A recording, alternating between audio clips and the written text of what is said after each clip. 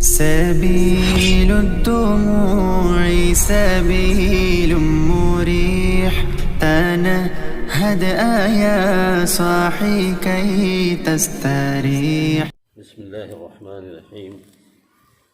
الحمد لله والصلاة والسلام على رسول الله وبعد. وعن ابن مسعود رضي الله تعالى عنه قال: أتى النبي صلى الله عليه وسلم الغائط فأمرني أن آتيه بثلاثة أحجار فوجدت حجرين ولم أجد ثالثا فأتيته بروثة فأخذهما وألقى الروثة وقال: هذا ركس أخرجه البخاري وزاد أحمد والدارقطني ائتني بغيرها. حضرت عبداللہ ابن مسعود رضی اللہ تعالیٰ عنہ اس حدیث کے راوی ہیں. کہتے ہیں کہ نبی کریم صلی اللہ علیہ وسلم قضائے حاجت کے لیے تشریف لے گئے اور مجھے یہ حکم دیا کہ میں 3 پتھر لے کر کے آپ کے پاس آؤں. تو میں نے 2 پتھر پایا، تیسرا نہیں پایا.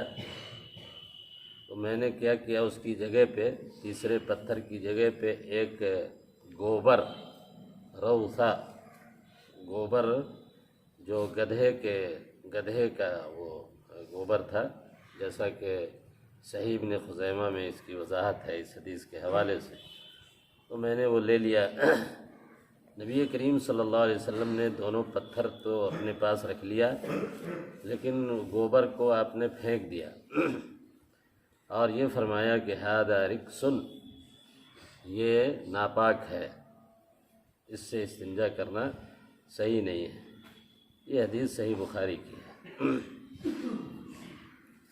حضرت عبداللہ ابن مسعود، جیسا کہ آپ حضرات کو معلوم ہے، معروف صحابی رسول ہیں. ان کی 2 خصوصیات قابل ذکر ہیں.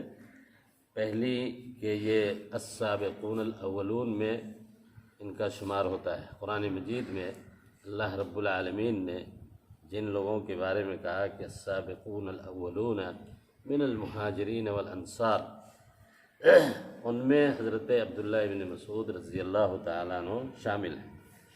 ان کی دوسری خصوصیت یہ ہے کہ یہ خادم رسول صلی اللہ علیہ وسلم کی حیثیت سے معروف ہیں. سن 32 ہجری میں ان کی وفات ہوئی ہے. مدینے میں ان کی وفات ہوئی ہے اور 60 سال کی عمر تھی جب ان کا انتقال ہوا. اس حدیث میں استنجا کے حوالے سے بات کی گئی ہے، پتھر سے استنجا کے حوالے سے گفتگو کی گئی. پہلے آپ کے علم میں یہ بات لانی ضروری ہے کہ کتب حدیث میں اس کام کے لیے 3 الفاظ استعمال ہوتے ہیں عام طور پر. ایک الاستنجاء، دوسرا الاستجمار، اور تیسرا الاستطابہ. اور ان تینوں الفاظ میں تھوڑا سا فرق ہے. استنجا کے بارے میں نے ایک دن بتایا تھا آپ کو کہ یہ لفظ جو ہے، اس کی اصل جو ہے نا النجو ہے، نون جیم واو، اور اسی سے استنجا بنا ہے. النجو کے معنی ہوتے ہیں العاذرۃ، اور قاموس میں یہ لکھا ہے کہ کل ما یخرج من البطن من ہوائن او غائط فہو النجو. تو اس کو صاف کرنے کا جو عمل ہے وہ استنجا کہلاتا ہے. استجمار کا جو لفظ ہے یہ خاص ہے پتھر کے لیے. پتھر یا مٹی سے استنجا جب کرتے ہیں، خاص طور پہ پتھر سے، تو اس کے لیے جو لفظ استعمال ہوا ہے کتب حدیث میں وہ استجمار ہے. اور یہ تیسرا لفظ جو ہے استطابہ ہے، یہ ایک عام لفظ ہے جس کے معنی آتے ہیں پاکی حاصل کرنا. تو اس لفظ کے اندر استنجا بھی داخل ہے اور استجمار بھی داخل ہے اور ہر وہ چیز جس کے ذریعے انسان پاکی حاصل کرے اس کو استطابہ کہتے ہیں۔ دیکھیے اس حدیث سے ایک بات تو یہ سمجھ میں آتی ہے کہ پتھر سے استنجا کرنا یا استجمار، گندگی کو دور کرنا، یہ جائز ہے اور کافی ہے۔ نبی کریم صلی اللہ علیہ وسلم نے صرف پتھر کا استعمال کیا ہے نا۔ اور دوسری بات یہ کہ پتھر کا اگر استعمال آپ کرتے ہیں یا مٹی کا یا کاغذ کا، تو اس میں اس بات کی تحدید کی گئی حدیث میں کہ 3 عدد ہونا چاہیے، ہے نا۔ عدد کی تحدید یہ لفظاً حدیث میں وارد ہے، اور معنوی طور پہ اس سے یہ بات واضح ہوتی ہے کہ اس کا مقصد جو ہے نا صفائی ہے، اچھی طرح سے صفائی کرنا، اس لیے 1 سے زائد پتھر کے استعمال کی بات کی گئی۔ تو معلوم یہ ہوا کہ استنجا بالاحجار اس میں 2 مقصد ہیں، یا 2 چیزیں جو ہے نا مطلوب ہیں آپ کہہ لیں۔ ایک کہ 3 کی تعداد ہونی ضروری ہے، اور دوسرے کہ صفائی پوری ہونی چاہیے، ہے نا۔ اب اگر کوئی شخص یہ کہے کہ 1 پتھر سے یا 2 پتھر سے پوری صفائی ہو جاتی ہے تو یہ کافی ہوگا؟ تو کافی نہیں ہوگا۔ اس لیے نہیں ہوگا کہ حدیث میں 3 کی تحدید ہے۔ اور دوسری صورت یہ ہے کہ مان لو اگر 3 سے بھی صفائی نہیں ہوتی ہے، 3 ڈھیلے سے یا 3 پتھر سے، تو کیا اس سے زیادہ کا استعمال کیا جا سکتا ہے؟ تو اس سلسلے میں محدثین نے، فقہا نے بالاجماع یہ بات ذکر کیا کہ اس سے زائد کا استعمال کر سکتے ہیں، اس لیے کہ ایک مقصد جو اس کا ہے صفائی کرنا ہے نا، تو اس کے لیے زائد کا استعمال ہو سکتا ہے۔ البتہ بعض علماء نے اس بات کو مستحب قرار دیا ہے کہ زائد میں بھی وطر کا خیال رکھا جائے، یعنی مثلاً 5، 7 ہے نا، اس طریقے سے اگر زائد استعمال کرنا ہو تو ایتار جو ہے وطر ایسا کرنا مستحب ہے۔ دوسری بات جو اس حدیث میں دوسرا مسئلہ جو بتایا گیا کہ گوبر کے حوالے سے، روثا کہتے کس کو ہے؟ یہ جو لفظ ہے عربی کا، اس کے معنی آتے ہیں فضلۃ الدابہ، ذات الحافر یا ذوات الحافر، یعنی وہ جانور جس کو کیا کہتے ہیں، حافر جو ہے نا، کھر، جی، وہ جانور جس کو کھر ہوتا ہے، جس کے پاؤں میں ہے نا، پاؤں میں گوشت کے اوپر ایک موٹی سی پرت ہوتی ہے جس کو ہم لوگ کھر کہتے ہیں۔ تو کھر والے جانور کا جو فضلہ ہے، پاخانہ ہے، اس کو عربی میں روثا کہتے ہیں۔ اور یہاں پہ اس حدیث میں اس روثا کی تخصیص کی گئی ہے کہ یہ جو حضرت عبداللہ ابن مسعود رضی اللہ تعالیٰ عنہ نے جو گوبر دیا تھا وہ گدھے کا تھا، ہے نا۔ اور اس کی تحدید اس لیے کی گئی ہے کہ یہی حدیث صحیح ابن خزیمہ میں آئی ہے، اس میں یہ صراحت ہے کہ وَكَانَتْ رَوْثَةُ حِمَارٍ، وَكَانَتْ رَوْثَةُ حِمَارٍ، وہ گوبر جو تھا وہ گدھے کا تھا۔ تو یہ گوبر سے استنجا نہ کرنے کی جو علت ہے جو اس حدیث میں بتائی گئی ہے وہ یہ ہے کہ یہ ناپاک ہے، ھذا رکس، یہ ناپاک ہے، یہ ایک علت ہے۔ دوسری حدیث سے اس کی ایک دوسری علت بھی معلوم ہوتی ہے۔ نبی کریم صلی اللہ علیہ وسلم سے حضرت ابو ہریرہ رضی اللہ تعالیٰ عنہ نے ایک بار پوچھا کہ آپ نے گوبر اور ہڈی سے استنجا کرنے سے منع کیا ہے، چنانچہ ایک حدیث میں حزم کا لفظ بھی ہے، تو اس کی وجہ کیا ہے، کیوں آپ نے اس سے منع کیا؟ تو رسول اللہ صلی اللہ علیہ وسلم نے اس موقع پہ یہ فرمایا تھا کہ ھذا طعام الجن، ہے نا، یہ جو ہے جنات کے کھانے ہیں جی۔ اور ایک دوسری روایت میں ہے کہ وہ طعام و دوابہم، تو ہڈی کو جنوں کا کھانا بتایا گیا، اور ایک روایت کے مطابق یہ جو گوبر ہے اس کو جنوں کے جو جانور ہیں ہے نا ان کا کھانا بتایا گیا ہے۔ ایک صحابی نے مزید یہ پوچھا کہ ہڈی جو ہے نا اس کو کیسے جن کھا سکتا ہے یا گوبر کو کیسے کھائے گا؟ تو رسول اللہ صلی اللہ علیہ وسلم نے اس کی وضاحت اس طرح سے کی ہے، وہ روایت بیہقی کی ہے اور اس کی سند صحیح ہے۔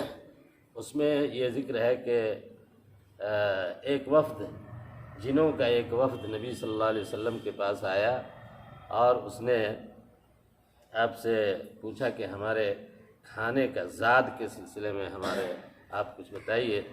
تو اللہ کے رسول صلی اللہ علیہ وسلم نے دعا فرمائی اللہ تعالیٰ سے ہے نا، اور کہا کہ ہر وہ ہڈی جس کو انسان کھا کر کے پھینک دیتا ہے، اگر اس ہڈی کو بسم اللہ کر کے کھایا گیا ہے اور اس کو پھینک دیا گیا ہے، اگر جن اس ہڈی کو اٹھائے گا کھانے کے لیے تو اللہ تعالیٰ کے فضل و کرم سے اس پہ اتنے ہی گوشت آئے گا یا موجود ہوگا جتنا کہ اس کو انسان نے استعمال کیا ہے، بلکہ اس سے اچھی حالت میں وہ چیز جو ہے نا جن کو دستیاب ہوگی۔ یہ حدیث میں اس کی صراحت کی گئی ہے نا، اور ظاہر ہے کہ یہ مسئلہ یا اس طرح کے جو دوسرے غیبی مسائل ہیں جن کا ہم مشاہدہ نہیں کرتے ہیں ہے نا، تو ہم اس پہ ایمان رکھتے ہیں، اس لیے ایمان رکھتے ہیں کہ یہ ہمارے نبی صلی اللہ علیہ وسلم کا قول ہے، آپ سے ثابت ہے، گرچہ ہم اس کا مشاہدہ نہیں کرتے یا ہماری نگاہوں میں یہ چیزیں نہیں آتی ہیں، لیکن نبی صلی اللہ علیہ وسلم نے یہ فرمایا ہے، اس لیے یہ صحیح ہے۔ تو خلاصہ یہ ہوا کہ دو علت ہوئی اس کی، ایک علت یہ ہے کہ یہ جنوں کا کھانا ہے اس لیے اس کا استعمال جو ہے نہیں ہونا چاہیے، اور دوسری علت یہ بتائی گئی کہ یہ ناپاک ہے۔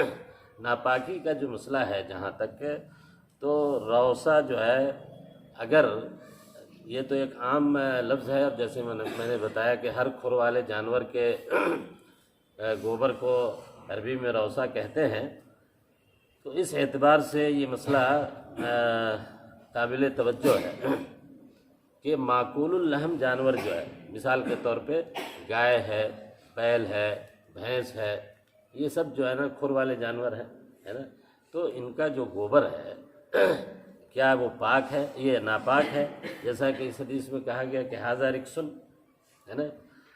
تو اس کی دو توجیہ علماء نے کی ہے۔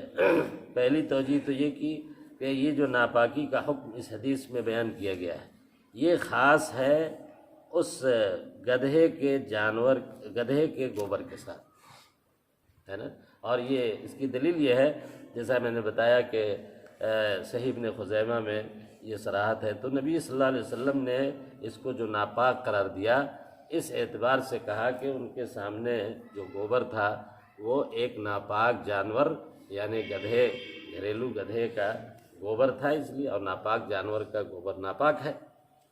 اور اگر اس کو عام مانتے ہیں تمام جانوروں کے لیے تو اس سلسلے میں آپ کو پتہ ہے، آپ جانتے ہیں کہ معقول اللحم جانور کے گوبروں کے سلسلے میں یا ان کے فضلات کے سلسلے میں فقہا کے درمیان شروع سے اختلاف رہا ہے۔